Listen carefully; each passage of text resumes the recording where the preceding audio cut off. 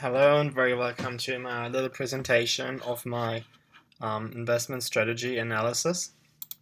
Um, my assignment about this was to just kind of make up, quote unquote, an investment strategy and figure out if there's a statistical correlation between the two and if they're in any way related. So it was a really open assignment. And my idea was if I was ever to invest into some stocks, maybe one thing I want to look at is a company's profit margin. And so I was wondering if a company's profit margin is related to the average return or the return in general they pay to stockholders by stock price appreciation through the years. So what I did, I went onto Bloomberg and I looked up 40 random companies, all part of the S&P 500, and I found their data. Here's the companies, the ticker symbol, and I found their last 4 years available profit margins. So this is profit margins from 2012 to 2015. And I put them all up and I found the average profit margin using the average over the last 4 years. I also found the returns in a separate spreadsheet using their stock prices, using their monthly stock price changes, and then finding the average annualized return for each company. So you see the average profit margins here and the average returns those companies have paid here. What I already did in this table is I sorted the average profit margins from high to low. So now I'm just seeing, I want to see if there's a relation between the profit margin and the average return. So I run a regression.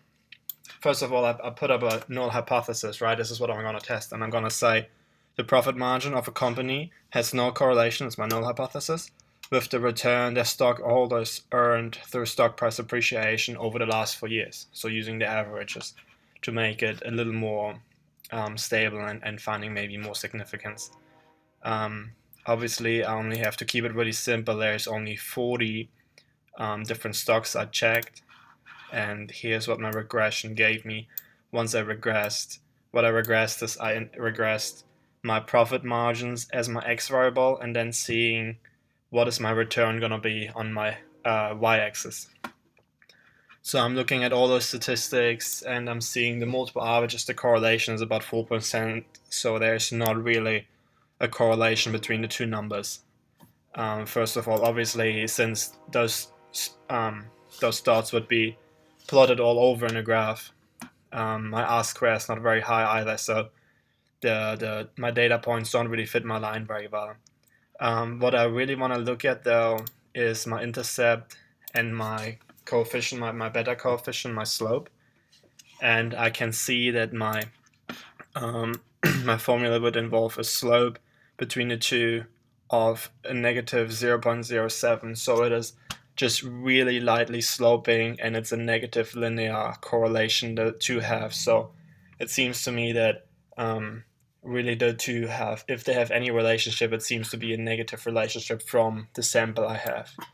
So checking how significant my test is though, I look at my t-stat and my p-value, which are absolutely going arm in arm and perfectly correlated. So I'm really looking for a t-stat here that is in absolute terms bigger than 1.96, and I'm looking for p-value that's gonna be smaller than my confidence interval. The confidence interval I use is 95%, so I'm looking for a p-value that's smaller than 0.05. And I see my p-value is 0.8, so it's much bigger. And also my t-stat has to be, if my p-value is that big, it has to be too small. So what it tells me is, both of those values tell me now that it doesn't seem like my test has statistical significance, and both of those suggest that I should not reject my null hypothesis, meaning that my null hypothesis seems to be true. And since that is the case, it seems so far that the average or the profit margin of a company is not really affecting what return they are paying to stockholders. What I looked at also is I sorted the profit margins by the 20 highest profit margin companies from my sample, and I used the 20 lowest profit margin companies in my sample. And once again, they're sorted by their profit margin. So those are the low ones here, the high ones. And I ran a difference of mean test. I'm using a t-test to sample, assuming unequal variances, because I feel like this is a little more open assumption, and it means that my profit margins do not necessarily come from the same distribution, which makes sense to me because they're just random stocks, so they haven't been equally distributed. So I'm assuming unequal variances. Let me zoom in on this a little bit. So here's my t-test output, and I obviously have labels here, and I called them high profit margin companies and low profit margin companies. And it seems that the mean of the high ones is about 20%. So the high profit margin companies in my sample have paid a 20% return over the last 4 years on average. And the low profit margin companies have paid an 18.7% return.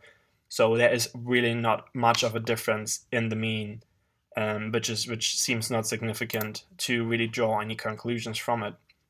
Also to look at, once again, the same thing, assuming my same null hypothesis, saying that there's no correlation between profit margins of a firm and the return I'm earning if I would to be investing into that company.